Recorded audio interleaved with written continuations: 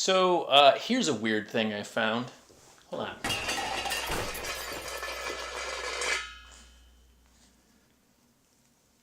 Ugh.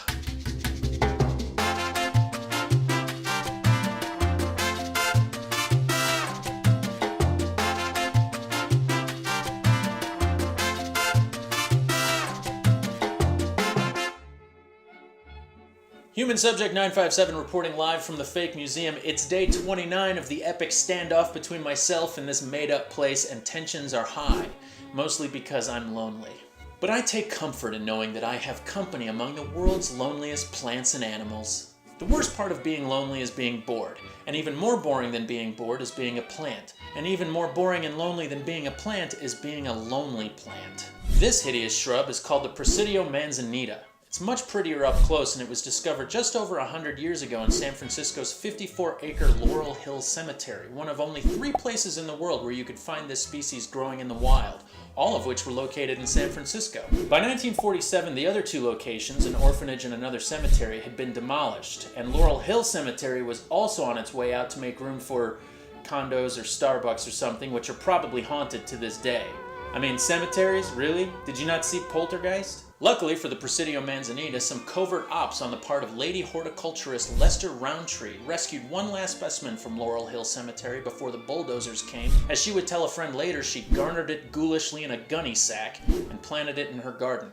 She also took some skulls. Okay, I made that part up. The point is, the Presidio manzanita was gone from the wild. You could either find it in a botanic garden or maybe a nursery, but never would you see it if you were just driving down the street. That is until 2010, when a guy was just driving down the street and he saw one. It was actually growing in the path of a new roadway construction, which means this plant was also on its way out.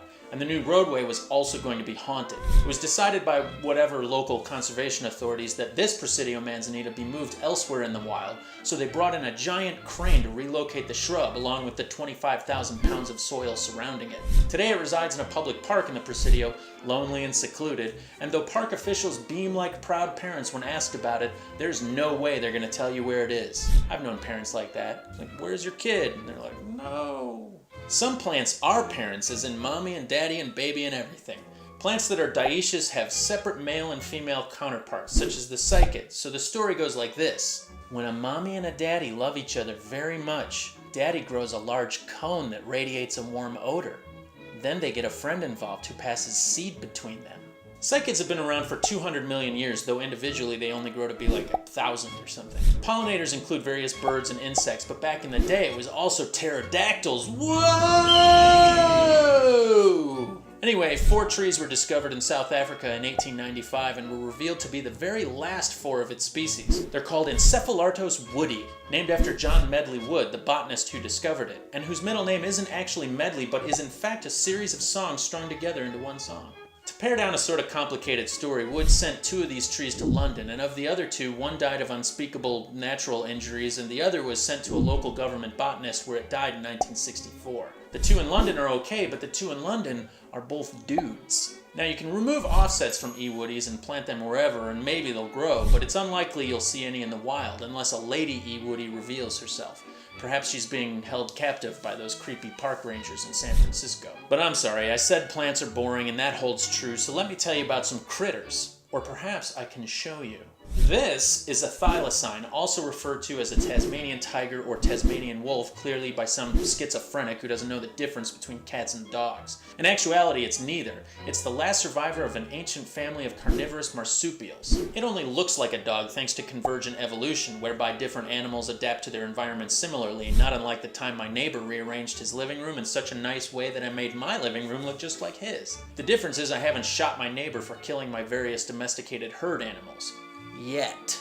Thylacines were hunted to extinction for that very reason. The picture show I've got playing right here is from 1933, and it isn't just the last known footage of a thylacine, it's footage of the last thylacine. His name was Benjamin, and he died 3 years later on September 7th, 1936. Okay, you can wipe your tears away now because this next fella is still alive. His name is Lonesome George. Please stop crying. Lonesome George is the last known Pinta Island tortoise, which is a subspecies of Galapagos tortoise. He's been labeled the rarest creature in the world by some Wikipedia contributor, and if you've got a high school diploma, you've figured out by now that he lives in the Galapagos Islands. Specifically, he hails from the island of Pinta, where vegetation had been eradicated by feral goats, which had been introduced to get rid of some weeds and ended up eating everything. As a result, only one Pinta Island tortoise survives, and he was relocated to the Charles Darwin Research Station on Santa Cruz Island, where he lives in sin with two lady turtles of a different subspecies. Mating attempts thus far have been unsuccessful, as eggs were produced that never hatched. There's a $10,000 reward for the discovery of a suitable mate that will save the subspecies, and I think I have just the plan. Hello, my name is George. I'm about 100 years old and I weigh 650 pounds.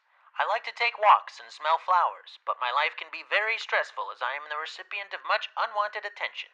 It seems like people are always watching me and trying to make my intimate matters their business. I live in the Galapagos Islands, which is really nice once you get to know it, though there are many volcanoes. I'm looking for somebody calm and loving and who doesn't mind being observed by scientists in the bedroom. If this describes you, miss, please leave me a voicemail. At the tone, press 82 and leave me a message. I'll be down here. If you'd like to learn more about the world's loneliest plants and animals, look it up. And if you already know more, leave your wisdom in the comments. This is Human Subject 957, signing off.